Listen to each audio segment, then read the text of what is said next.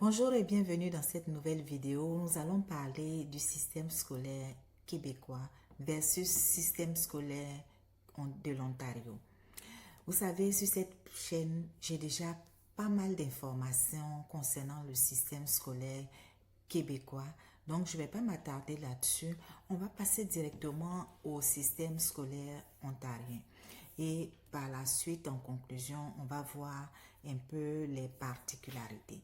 Donc, vous savez, comme dans toutes les provinces canadiennes, l'éducation relève du gouvernement provincial, ce qui signifie que chaque province possède sa propre structure scolaire. L'Ontario possède donc un système différent de celui du Québec, même si certains éléments se ressemblent quelquefois.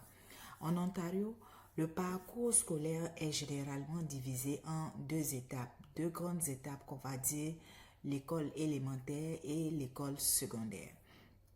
L'école élémentaire comprend habituellement les premières années de scolarité, soit de la maternelle jusqu'à la 8e année du primaire. L'école secondaire, quant à elle, comprend ensuite les années suivantes, généralement de la 9e année à la 12e année. À la fin du secondaire, les élèves peuvent obtenir le diplôme d'études secondaires de l'Ontario, qui permet ensuite soit de poursuivre les études vers le collégial ou aller à l'université ou même aller à faire une formation professionnelle. Contrairement au Québec, il n'y a pas d'étape équivalente au cégep en Ontario. Donc, ici au Québec, avant d'aller à l'université, il faut passer par le cégep. En Ontario, il n'y a pas cette particularité-là. L'Ontario possède donc plusieurs réseaux scolaires. On trouve notamment les écoles publiques, les écoles catholiques. Il existe aussi des écoles de langue anglaise et des écoles de langue française. Ces différents réseaux sont administrés par des conseils scolaires qui sont responsables de la gestion des écoles dans leur région. Cette organisation est différente de celle du Québec, où les écoles sont gérées par des centres de services scolaires. Avant, on les appelait des commissions scolaires, mais le terme commission scolaire est resté juste pour les écoles anglophones. Donc, après l'école secondaire, les élèves en Ontario peuvent choisir entre plusieurs parcours. Ils peuvent poursuivre leurs études dans un collège qui offre des formations techniques ou professionnelles. Ils peuvent aussi aller à l'université, comme je l'ai dit tantôt, pour les études plus théoriques ou des études spécialisées. Certaines formations professionnelles existent également en dehors du parcours universitaire selon les domaines.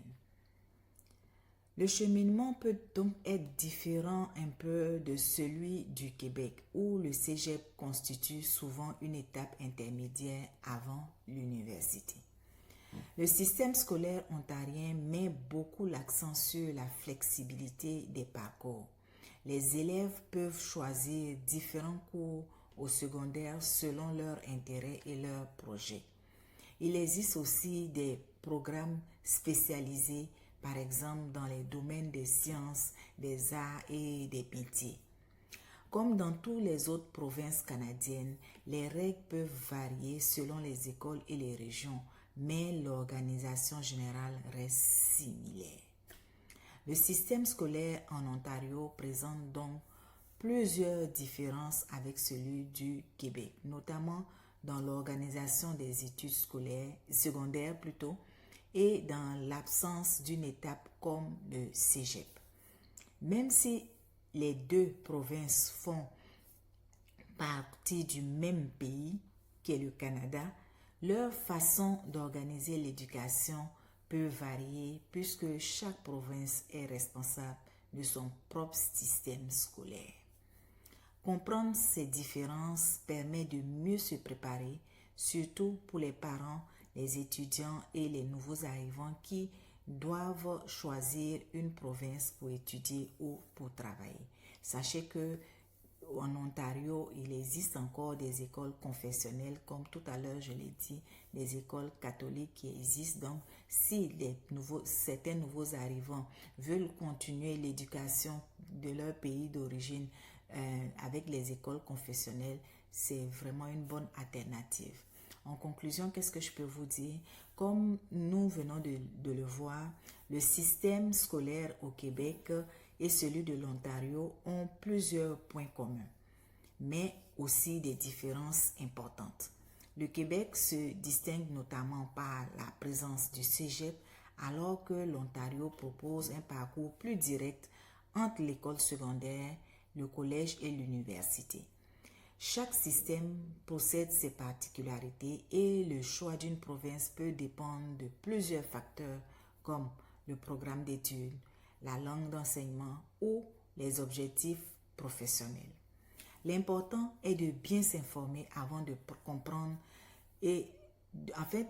l'important, comme je l'ai dit, est de bien s'informer avant même de venir, afin de comprendre le fonctionnement du système scolaire dans la province où l'on souhaite s'établir. Si le contenu vous convient, n'hésitez pas à partager à un parent qui aurait besoin de ces informations avant de pouvoir déposer ses valises, et puis de liker la vidéo, de vous abonner aussi, et puis on se revoit dans une autre vidéo. Merci d'avoir regardé cette vidéo et à très bientôt pour un prochain contenu. À bientôt, bye bye.